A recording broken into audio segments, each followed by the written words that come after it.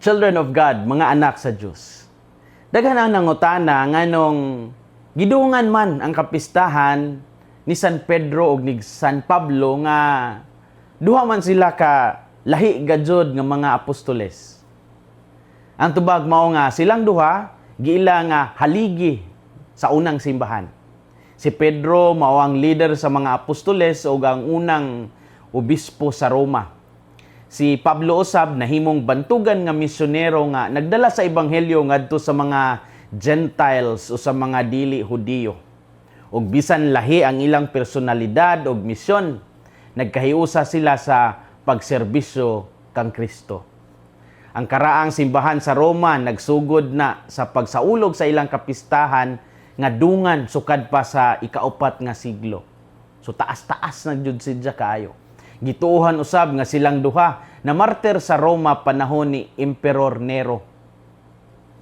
Tingali sa samang tuig apan sa lahi nga mga adlaw. Si Pedro gilansang sa krus nga pabaliktad, samtang si Pablo gipunggutan tungod kay siya usa ka Romanong lungsuranon. Ang ilang dugo nahimong binhi sa pagdako sa simbahan. Busa ang ilang hiniusang pista, usa ka timaan nga ang simbahan gitukod sa nagkalain-lain nga mga gasa apan nagkahiusa sa usa ka pagtuo ug usa ka Ginoo. Sa ebanghelyo karong adlaw, gipangutana ni Hesus ang iyang mga tinun-an kung kinsa man gyud siya sumala kanila. Kini dili lang pangutana alang kang Pedro, kundi alang usab kanatong tanan. Ang atong tubag niini nga pangutana mao ang magtakda sa direksyon sa atong kinabuhi. Sama kang Pedro ug Pablo, gitawag kita sa pagpadayag sa atong pagtuo pinaagi sa pulong ug sa buhat. Unsa may makuto nato karong adlaw? Unang punto, ang pag-ila kang Kristo mao ang pundasyon sa atong pagtuo. Sa dihang gipangutana ni Hesus ang mga apostoles, si Pedro maoy nitubag nga siya mao ang Mesiyas ug anak sa buhing Dios. Kini nga pagtubag dili bunga sa tawhanong kaalam lamang. Sumala kang Hesus kini usa ka pagpadayag gikan sa Amahan. Ang tinuod nga pagtuo nagsugod sa personal nga pag-ila kang Hesus ug dili lang sa pagkahibalo mahitungod kaniya. Mingon si Pedro, "You are the Messiah, the Son of the living God." Matthew 16:16. Sa binisaya nga hubad, ikaw mao ang Mesiyas, ang anak sa buhing Dios.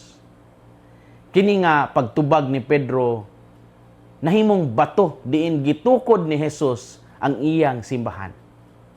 Hangtod karon ang matag Kristiyanos gitawag sa paghimo sa sama nga tubag. Dili igo nga makaila lamang kita kang Hesus isip usa ka bantugang magtutudlo o propeta. Kinahanglan maila nato siya isip atong Ginoo ug manluluwas. Daghan karon ang nakaila kang Hesus pinaagi sa mga libro, pinaagi sa internet o tradisyon sa pamilya.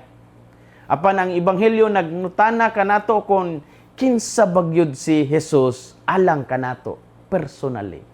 Siya ba usa lang kabahin sa atong kinabuhi o siya ba ang sentro niini? Ang personal nga relasyon kang Kristo maoy makahatag og kalig-on sa atong pagtuo bisan sa panahon sa pagsulay. Sama kang Pedro ug Pablo, gitawag kita sa pagpadayon sa atong pagtuo bisan sa atong mga kahuyang. Ang pag-ila kang Kristo mao ang pundasyon sa atong pagtuo. Ikaduhang punto, ang pagtuo kanunay adunay misyon o responsibilidad. Human sa tubag ni Pedro nga si Hesus mao ang Mesiyas, ang anak sa buhing Dios, gihatagan siya ni Hesus og espesyal nga tahas isip bato sa simbahan og tigkupot sa mga yawe sa gingharian. Ang pagtuo dili lamang usa ka personal nga butang. Kini usa ka tawag sa pag-alagad og pagdasig sa uban ngadto sa Dios.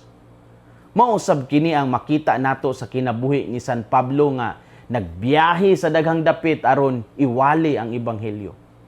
Gipakita niini nga gusto ni Hesus nga adunay makita nga organisadong komunidad sa mga magtotoo. Ang simbahan dili lang gyud ni siya usa ka institusyon.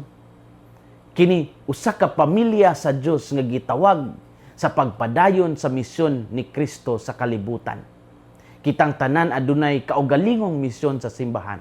Ang uban gitawag sa pagkapari, ang uban pagkarelihiyoso, ang uban gitawag sa pagserbisyo isip ginikanan, magtutudlo o leader sa komunidad.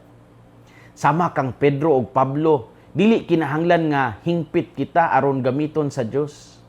Si Pedro gani nilimod kang Hesus, ug si Pablo kaniadto nagluto sa simbahan. Apan pinaagi sa grasya sa Dios, nahimo silang banggiitan nga mga santos. Ang pagtuo kanunay adunay misyon o responsibilidad. Story time. Ilado kaayo ang bantayan sa probinsya sa Sugbo. Dili lamang sa iyang world-class nga kabaybayunan, apan tungod usab sa iyang sagrado nga mga tradisyon nga Katoliko. Naay panghuna-huna nga lami kayo idayo dito sa bantayan panahon sa Semana Santa. Tungod kay sigon pa nila, pista kini sa bantayan og pinasahi nga panahon aron makakaon kuno sila og litson. Apan kini usa ka sayop nga pagsabot. Akong usbon, kini usa ka sayop nga pagsabot kay ang tinuod nga patronal fiesta sa parokya sa bantayan mao ang kapistahan ni San Pedro ug ni San Pablo matag June 29. Yes, June 29 jud ang pista sa bantayan. Kini siya nga pista gitugyan sa duha ka apostoles. Ang Semana Santa sa bantayan bantugan tungod sa daghan nga relihiyosong tradisyon ug sa pagdagsa sa mga bisita. Apan dili kini ang opisyal nga piyesta sa parokya. Akong usbon, ang June 29 mao gyud ang adlaw nga liturgical ug patronal nga kapistahan sa lungsod sa bantayan. Nining adlaw adunay misa, prosesyon ug lain-lain nga mga kasaulugan agi og pagpasidungog kang San Pedro ug San Pablo. Maayo nga masayra nato ang kasaysayan sa atong mga parokya aron masabta-sab nato ang ilang papel sa atong pagtuo. Ang pista dili lang panahon sa mga kalingawan, kundi higayon sa pagpasalamat sa Dios, pinaagi sa pangaliya sa mga santos. Children of God, mga anak sa Dios, karong adlaw gipangutana usab kita ni Hesus. Kinsa man siya alang kanimo. Hinaot nga sama kang Pedro atong isugid nga siya mao ang Mesiyas ug anak sa buhing Dios. Hinaot usab nga sama kang Pablo andam kitang mupanaw ug musangyaw sa maayong balita. Ug atong iampo nga pinaagi sa atong kinabuhi, daghan pa ang makaila ug mahigugma kang Hesus nga atong Ginoo ug manluluwas. Hinaot nga ang kasing-kasing ni Kristo maghari sa atong mga kasing-kasing. Kini si Father Felmar Castrodes, Fiel SVD, ang inyong magsisibya sa maayong balita. Gikan dinhi sa Radio Veritas Asia, hinumdumi ang kinabuhing Kristiyano, kinabuhi sa pagserbisyo.